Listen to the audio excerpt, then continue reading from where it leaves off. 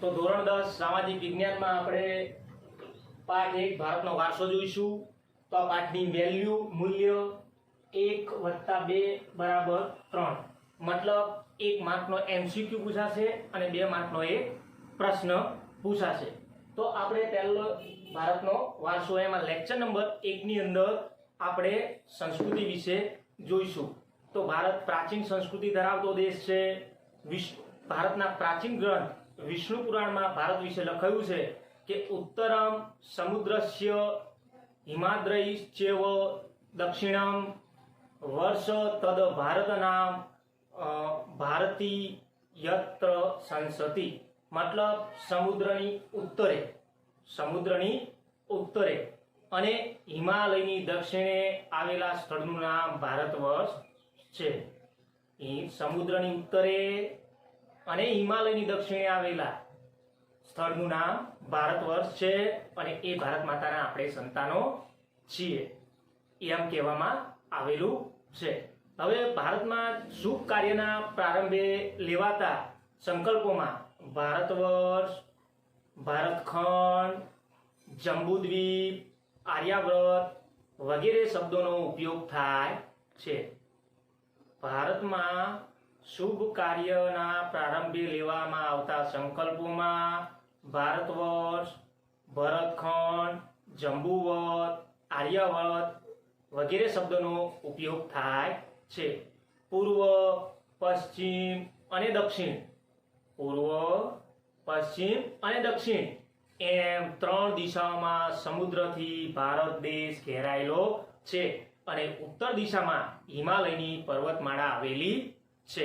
3 બાજુથી ભારત દેશ ઘેરાયેલો છે, સમુદ્રથી પૂર્વ, પશ્ચિમ અને દક્ષિણ, અને ઉત્તર દિશામાં હિમાલયની પર્વતમાળા આવેલી છે અને ભારત કુદરતી સીમાઓ ધરાવતો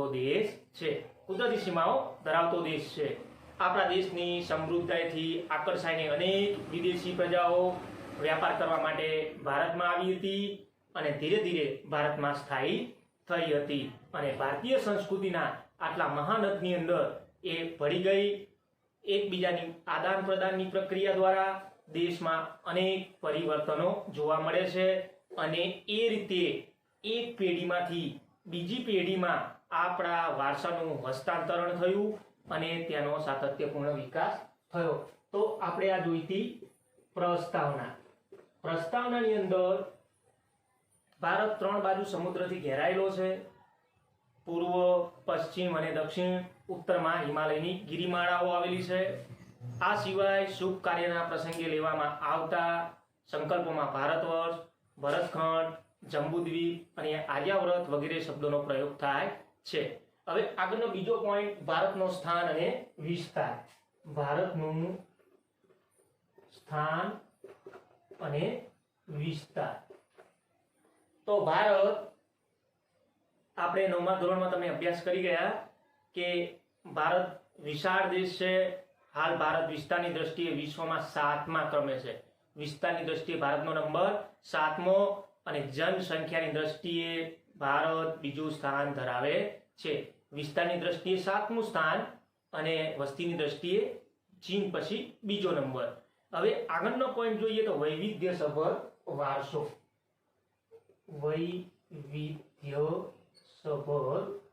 વારસો। તો ભારતનો વારસો વિવિધતાથી ભરેલો છે। ભારત ભૂમિએ આપણને અને વિશ્વને સમૃદ્ધ અને વૈવિધ્યસભર વારસો આપ્યો છે। ભારતીય પ્રજા શાંતિપ્રિય અને વ્યાપારી રહી છે। ભારતની પ્રજા કેવી છે? તો શાંતિપ્રિય અને વ્યાપારી। ભારતીય સંસ્કૃતિમાંથી આપણને શાનો અનુભવ થાય છે? તો સત, ચિત્ત અને આનંદનો અનુભવ થાય છે। ભારતીય સંસ્કૃતિમાંથી આપણને સત, ચિત્ત અને આનંદનો અનુભવ થાય છે।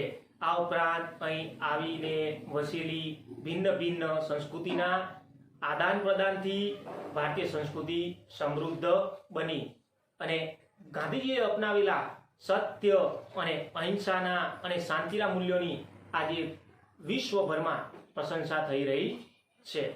હવે આગળ જોઈએ તો સિંધુ ખીણની સંસ્કૃતિના લોકોથી શરૂ કરીને આજ દિન સુધી ભારતના લોકોએ પોતપોતાની આવડત, બુદ્ધિ, શક્તિ, કલા, કૌશલ્ય દ્વારા ભારતને સમૃદ્ધ બનાવ્યું છે. હવે સિંધુ ખીણની સંસ્કૃતિના લોકોથી શરૂ કરીને આજ દિન સુધીના લોકોએ ભારતને પોતાની આવડત, બુદ્ધિ, શક્તિ, કલા, કૌશલ્ય દ્વારા સમૃદ્ધ બનાવ્યું છે. અને ભારતના ભવ્ય વારસાના નિર્માણ અને ઘડતરમાં કોનો ફાળો છે?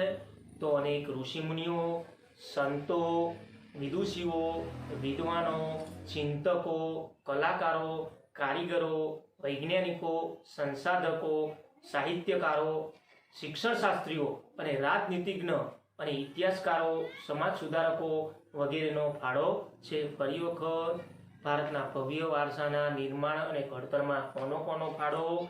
તો અનેક ઋષિઓનો ફાળો છે, સંતો, વિદુષીઓ, વિદ્વાનો, ચિંતકો, સમાજ સુધારકો, કલાકારો, કારીગરો, સંશોધકો, સાહિત્યકારો, શિક્ષણશાસ્ત્રીઓ, રાજનીતિજ્ઞો, ઇતિહાસકારો, સમાજ સુધારકો વગેરેનો અગત્યનો ફાળો છે.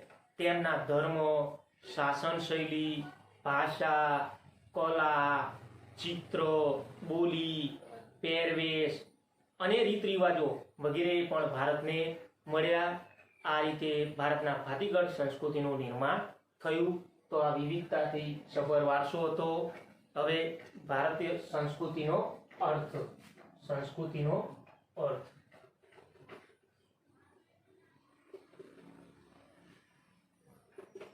તો સંસ્કૃતિ એટલે શું?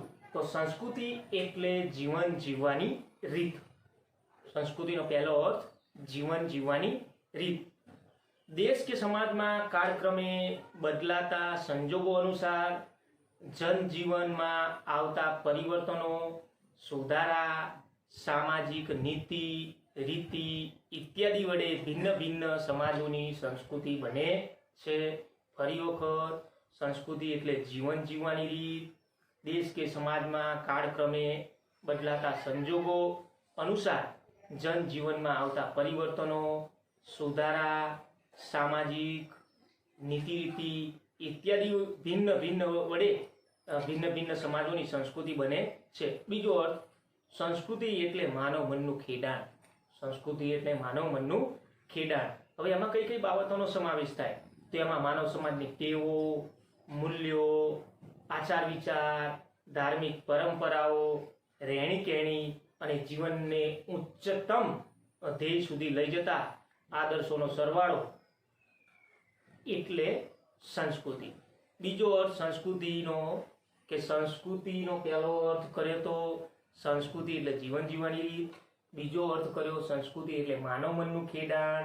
એમાં માનવ કઈ બાબતોનો સમાવેશ થાય એવું બોલ્યો તો હું. તો માનવ સમાજની ટેવો, મૂલ્યો, આચાર વિચાર, ધાર્મિક પરંપરાઓ, રહેણી કહેણી અને જીવનના ઉચ્ચતમ ધ્યેય સુધી લઈ જતા આદર્શોનો સરવાળો એટલે સંસ્કૃતિ. આગળનો પોઈન્ટ જોઈશું આપણે ભારતીય સંસ્કૃતિનો વારસો. ભારતીય સંસ્કૃતિનો વારસો. તો ભારતીય સંસ્કૃતિનો વારસો. તો વારસો એટલે શું? તો વારસો એટલે આપણને આપણા પૂર્વજો તરફથી મળેલી અમૂલ્ય ભેટ. વારસો એટલે આપણને આપણા પૂર્વજો તરફથી મળેલી અમૂલ્ય ભેટ. ભારતનો ઇતિહાસ હજારો વર્ષ પુરાણો છે.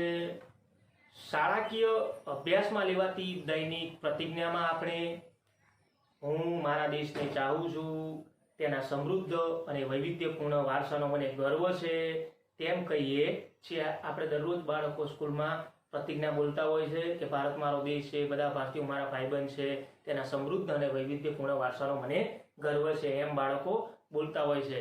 આ સમૃદ્ધ વારસો એટલે ભારતને સમગ્ર વિશ્વને પૂર્ણ માનવ જીવનના રહસ્યનું પ્રદાન એમ કહી શકાય. ભારતના વારસાને બે વિભાગમાં વહેંચી શકાય. ફરી વખત વારસો એટલે આપણને આપણા પૂર્વજો તરફથી મળેલી અમૂલ્ય ભેટ. આ દરરોજ બાળક શાળાકીય અભ્યાસક્રમની અંદર આ પ્રતિજ્ઞા બોલતા હોય છે, ભારત મારો દેશ છે, બધા ભારતીયો મારા ભાઈબંધ છે. તો ભારતના વારસાના બે પ્રકાર પડે, પ્રાકૃતિક વારસો અને સાંસ્કૃતિક વારસો. તો ભારતના આપણે જોઈશું પહેલા પ્રાકૃતિક વારસો. તો પહેલા પ્રાકૃતિક વારસાની વ્યાખ્યા જોઈએ. તો પ્રકૃતિ, પર્યાવરણ અને માનવ જીવન વચ્ચેના નિકટતમ સંબંધોનું પરિણામ એટલે પ્રાકૃતિક વારસો. પ્રકૃતિ, પર્યાવરણ અને માનવ જીવન વચ્ચેના નિકટતમ સંબંધોનું પરિણામ એટલે પ્રાકૃતિક વારસો કહેવાય. પ્રાકૃતિક વારસો એ કુદરતની ભેટ છે, કુદરત તરફથી મળેલી વિનામૂલ્ય ભેટ છે. એમાં ભારતનો પ્રાકૃતિક વારસો વિશિષ્ટ અને વૈવિધ્ય છે. તો પ્રાકૃતિક વારસામાં કઈ કઈ બાબતોનો સમાવેશ થાય? તો પ્રાકૃતિક વારસામાં ઊંચા પર્વતો, નદીઓ, ઝરણા, સાગરો, લાંબા દરિયા કિનારા, વિશાળ ફળદ્રુપ મેદાનો, ખીણ પ્રદેશો વગેરેનો સમાવેશ થાય. ફરી વખત પ્રાકૃતિક વારસો કોને કહેવાય? તો પ્રકૃતિ, પર્યાવરણ અને માનવ જીવન વચ્ચેના નિકટતમ સંબંધોનું પરિણામ એટલે પ્રાકૃતિક વારસો. પ્રાકૃતિક વારસો એ કુદરત તરફથી મળેલી અમૂલ્ય ભેટ છે. એમાં કઈ કઈ બાબતોનો સમાવેશ થાય? તો એમાં ઊંચા પર્વતો, નદીઓ, ઝરણા, સાગર, લાંબા દરિયા કિનારા, વિશાળ ફળદ્રુપ મેદાનો અને વૈવિધ્યપૂર્ણ ભૂમિનો એમાં સમાવેશ થાય. આ ઉપરાંત એમાં વૃક્ષો, વનસ્પતિ, જીવજંતુઓ, ઋતુઓ, પશુ પક્ષી, પ્રાણીઓ, તે વૈવિધ્યપૂર્ણ પ્રકારના ખડકો અને ખનિજોનો પણ એમાં સમાવેશ થાય છે. આપણે પ્રકૃતિના સંતાનો છીએ. આપણે બધા કોના સંતાનો છીએ? પ્રકૃતિ. અને પ્રકૃતિએ આપણને આહાર એટલે ખાવા માટેની, પાણી, શુદ્ધ વાયુ તેમજ નિવાસ એટલે રહેવા જેવી લગભગ બધી જ આવશ્યકતાઓ માટે સુંદર વ્યવસ્થા કરી છે. તો પ્રકૃતિ આપણને આ બધી પશુ, પક્ષી, માનવી માટે બધી વ્યવસ્થા કરેલી છે, આહાર, પાણી, શુદ્ધ વાયુ વગેરે. હવે પ્રકૃતિ સાથેનો આપણો વ્યવહાર શ્રદ્ધાપૂર્વક હોવાના ઉદાહરણો આપણને ક્યાંથી મળે છે? તો પંચતંત્રની વાર્તાઓ અને બૌદ્ધ ધર્મની જાતક કથાઓમાંથી આપણને આ જોવા મળે છે. તો પ્રકૃતિ સાથેનો આપણો વ્યવહાર શ્રદ્ધાપૂર્વક હોવાના ઉદાહરણો પંચતંત્રની વાર્તાઓ અને બૌદ્ધ ધર્મની જાતક કથાઓમાંથી જોવા મળે છે. હવે આપણે આપણા લોકસંગીત અને શાસ્ત્રીય સંગીતમાં પણ ઋતુઓ અને પ્રકૃતિ સાથેનો સંબંધ જોવા મળે છે. લોકગીત અને શાસ્ત્રીય સંગીતમાં પણ ઋતુઓ અને પ્રકૃતિ સાથેનો આપણને સંબંધ જોવા મળે છે. આપણા ગીતો, તહેવારો, કવિતાઓ, ચિત્રોમાં પ્રકૃતિ અને ઋતુચક્રનું નિરૂપણ જોવા મળે છે. નિસર્ગોપચાર, નેચરોપથી, તો આયુર્વેદિક, યુનાની જેવી ચિકિત્સા પ્રકૃતિ પર આધારિત છે. ફરી વખત નિસર્ગોપચાર, નેચરોપેથી, આયુર્વેદિક એ યુનાની જેવી ચિકિત્સા પદ્ધતિ પ્રકૃતિ પર આધારિત છે. એક પોઈન્ટ અગત્યનો હતો આમાં કે પ્રકૃતિ સાથેનો આપણો વ્યવહાર શ્રદ્ધાપૂર્વક હોવાના ઉદાહરણો આપણને ક્યાંથી મળે છે? તો પંચતંત્રની વાર્તાઓ અને બૌદ્ધ ધર્મની જાતક કથાઓમાંથી મળે છે. હવે આગળનો નવો પોઈન્ટ જોઈએ, ભૂમિ દ્રશ્યો. ભૂમિ દ્રશ્યો. તો ભૂમિ દ્રશ્યોની અંદર લેન્ડસ્કેપ, તો ભૂમિ આકારો દ્વારા અનેક ભૂમિ દ્રશ્યોનું સર્જન જોવા મળે છે. ભૂમિ આકારો દ્વારા અનેક ભૂમિ દ્રશ્યોનું સર્જન જોવા મળે છે. દાખલા તરીકે હિમાલય પર્વત એ ભૂમિ આકાર છે. હિમાલય પર્વત કેવો આકાર છે? ભૂમિ આકાર છે. હિમાલયમાં અનેક પ્રકારની ઉપયોગી વનસ્પતિઓ, ખનિજો, અવનવા પક્ષીઓ અને બરફથી છવાયેલા બારેમાસ જોવા મળે છે. ફરી વખત ભૂમિ આકારો દ્વારા ભૂમિ દ્રશ્યોનું સર્જન જોવા મળે છે. દાખલા તરીકે હિમાલય પર્વત એ ભૂમિ આકાર છે. હિમાલયમાં અનેક ઉપયોગી વનસ્પતિઓ, ખનિજો, પશુ પક્ષીઓ અને બારેમાસ બરફથી છવાયેલી શિલાઓ જોવા મળે છે. અહીં મોટી મોટી નદીઓ બારેમાસ પાણીથી સમૃદ્ધ રહે છે. મોટી મોટી નદીઓ, કારણ કે ઉનાળામાં બધી હિમશિલાઓ પીગળવાની એટલે ઉનાળામાં પણ પૂર આવે આ નદીમાં. તરાઈના જંગલો પણ અહીં આવેલા છે, હિમાલયમાં આવેલા છે તરાઈમાં જંગલો. અને હિમાલયમાં કયા કયા યાત્રાના સ્થળો આવેલા છે? તો અમરનાથ, બદ્રીનાથ અને કેદારનાથ જેવા યાત્રાના સ્થળો આવેલા છે. 3 યાત્રાના સ્થળો બદ્રીનાથ, અમરનાથ અને કેદારનાથ જેવા યાત્રાના સ્થળો આવેલા છે. અને નંદાદેવી જેવા શિખરો પણ અહીં જોવા મળે છે. આમ ભારતમાં હિમાલયનું મહત્વ ઘણું જોવા મળે છે. તો આ ભૂમિ દ્રશ્યો હતા. તો હિમાલય પર્વતીય ભૂમિ આકાર છે. અહીં મોટી મોટી નદીઓ બારેમાસ ભરપૂર પાણીથી સમૃદ્ધ જોવા મળે છે. તરાઈના જંગલો અહીં આવેલા છે. હિમાલયમાં અમરનાથ, બદ્રીનાથ અને કેદારનાથ જેવા યાત્રાના સ્થળો આવેલા છે. અને નંદાદેવી જેવા શિખરો આવેલા છે. આમ ભારત માટે હિમાલયનું ઘણું મહત્વ છે. તો મિત્રો, આ પાઠની જે મૂલ્ય હતું 1 માર્કનો વિકલ્પ, 2 માર્કનો એક પ્રશ્ન, એમ ટોટલ 3 માર્કની આ પાઠની વેલ્યુ હતી. એમાં લેક્ચર નંબર 1માં આપણે પ્રસ્તાવના જોયું, એમાં ભારતનો સ્થાન અને વિસ્તાર જોયો, વૈવિધ્યસભર વારસો જોયો, સંસ્કૃતિનો અર્થ, ભારતીય સંસ્કૃતિનો વારસો અને ભૂમિ દ્રશ્યો વિશે આપણે અભ્યાસ કર્યો. આગળના લેક્ચરમાં આપણે નદીઓ વિશે જોઈશું. કેટલી મિનિટ થઈ?